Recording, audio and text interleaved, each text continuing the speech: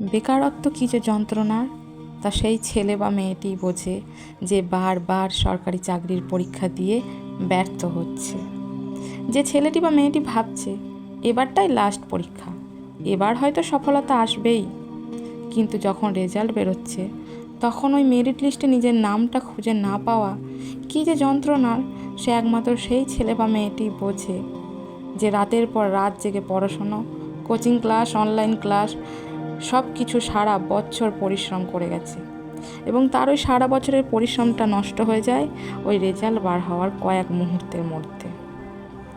তার থেকেও বেশি যন্ত্রণার যখন অপেক্ষা করে বসে থাকা মা বাবার কাছে গিয়ে বলতে হয় যে আমি এবারেও ব্যর্থ হয়েছি, আমি এবারেও সফল হতে পারিনি। বাবা মাকে তো বুঝিয়ে দেওয়া যায়, কিন্তু তার থেকেও বেশি যন্ত্রণার যখন আত্মীয় স্বজন, বন্ধু বান্ধব, পাড়া প্রতিবেশী সকলে তোমার শিক্ষাগত যোগ্যতা নিয়ে প্রশ্ন করে।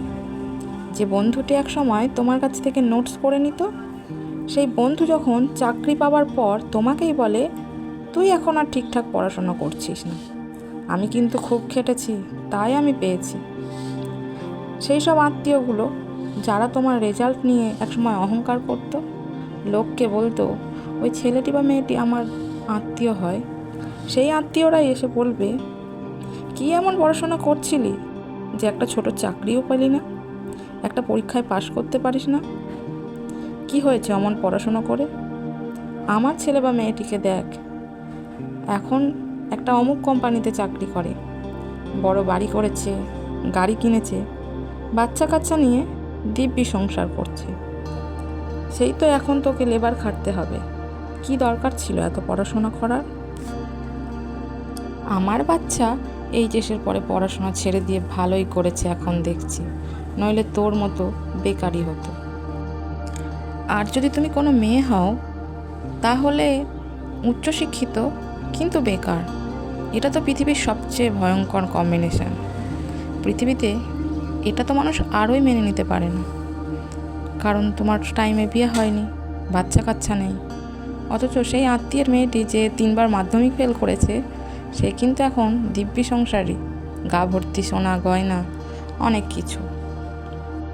আর লোকের এইসব কথা শুনতে শুনতে অনেকটা সময় পেরিয়ে যায়, তারপর আবার কোনো সরকারি চাকরির পরীক্ষার বিজ্ঞপ্তি বেরিয়ে যায়, আর সেই বিজ্ঞপ্তি দেখে আবারও বেহায়া মন বলে আমার তো একটাই সিট লাগবে, আর একবার ফর্ম ফিল আপ করি, এটাই লাস্ট বার। তারপর আবার ফর্ম ফিল আপ করি, আবারও পড়াশোনা শুরু হয়, আবারও অপেক্ষা করি কবে পরীক্ষা হবে, কবে রেজাল্ট বেরোবে।